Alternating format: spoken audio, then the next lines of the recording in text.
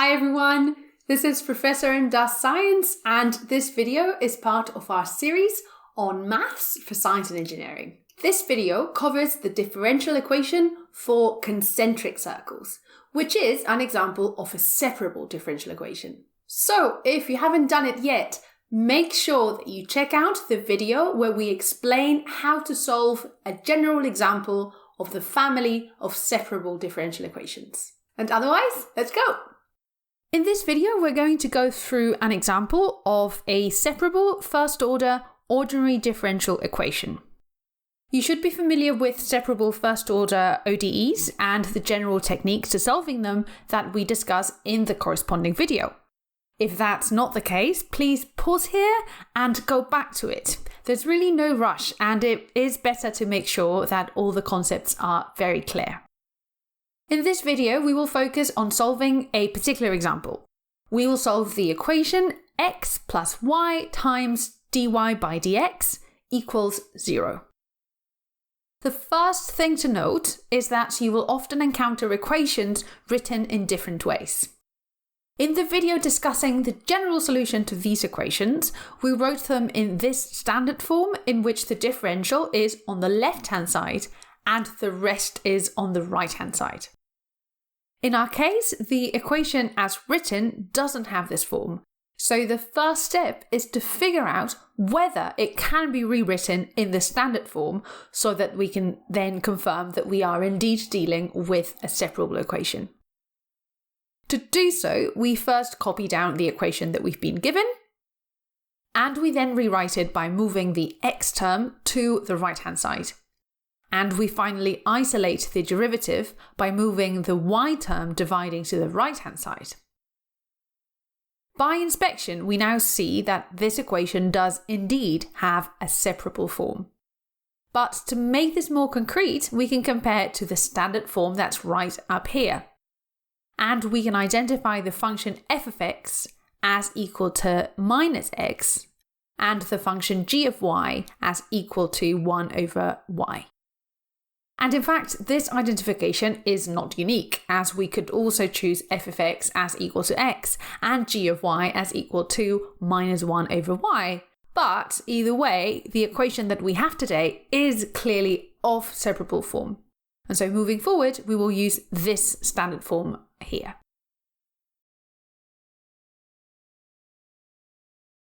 Great. So let's now solve this equation.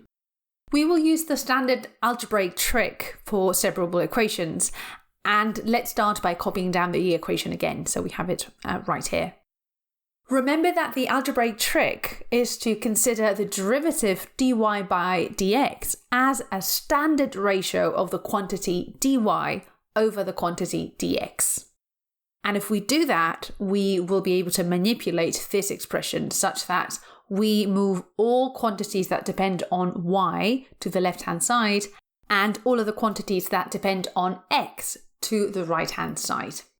And I'm leaving some spaces to facilitate the next step. This next step is to integrate the left-hand side with respect to y and the right-hand side with respect to x. These integrals are standard integrals which you will have encountered before. And for the left integral, we get 1/2 y squared, and don't forget the integration constant c1. And on the right, we get 1/2 x squared with its corresponding integration constant c2. Bringing everything together, we get 1/2 y squared equals minus 1/2 x squared plus c, where I've combined the two integration constants into one. And that's it. We can now rewrite this solution by multiplying through by 2 to get y squared equal to minus x squared plus 2c, and we can finally calculate the square root to get y as equal to plus minus the square root of minus x squared plus 2c. And this is the solution to our differential equation.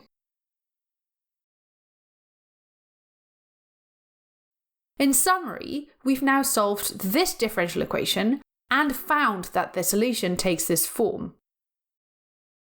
Whenever we find a solution to a differential equation, we can always check that we have the correct solution by inserting it back into the equation and confirming that the equation is indeed satisfied. So let's try that with our equation. Our proposed solution is y equals plus minus square root of minus x squared plus 2c. So to confirm that this is a valid solution, we can evaluate the derivative of y.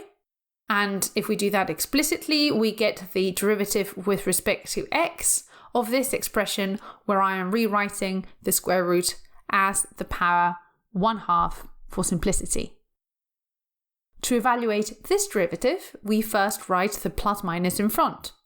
And next, we use the standard derivative of a power to get 1/2 times the argument of the power. And then the power decreases by 1, so we get a power of minus 1/2. And finally, using the chain rule, we need to differentiate the argument of the power, which in this case is minus 2x.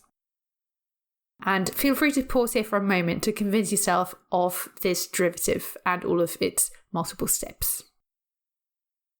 Moving on, this factor of 2 cancels out with this other factor of 2, and we can reorganize the resulting expression like this, where I'm transforming back from the power of minus 1/2 to 1 over a square root. And it is now clear that this denominator here is equal to the solution y, so we end up with minus x over y. And therefore, we find that the derivative of our proposed solution is indeed equal to minus x over y, and this is the equation that we started with up here. And that confirms that our solution is correct.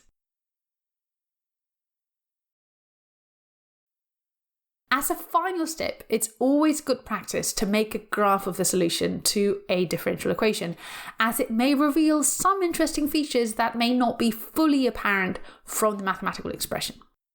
However, before we do that, we will rewrite the solution in a form that makes it easier for us to draw. So, starting with the form of the solution up here, we can square both sides to end up with this new equation. And in fact, you will recognize this as an equation that we already had as we were solving the differential equation before we fully isolated y. We can rewrite it further as x squared plus y squared equals 2c.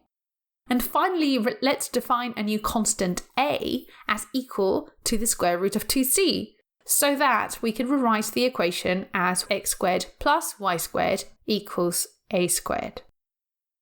And I imagine many of you will now recognize this equation. It is indeed the equation of a circle of radius a and center at the origin. For every different choice of integration constant a, we will get a circle of a different radius, and therefore the solutions to our original equation form the family of all possible circles centered at the origin. Or to put it another way, this differential equation up here describes the family of all circles centered at the origin. And we can plot a representative subset of the family of solutions of our differential equation, and we will do that on this pair of axes. This solution in blue corresponds to a equals 1, which is a circle of unit radius. For larger values of a, we get the circles shown in green, which have larger radii. And for smaller values of a, we get the circles shown in red-orange, which have smaller radii. And overall, any of these circles is a valid solution to the differential equation that we've solved in this video. Remember that you can find other examples of separable differential equations in the links that we've got in the description. I hope you liked the video and please subscribe.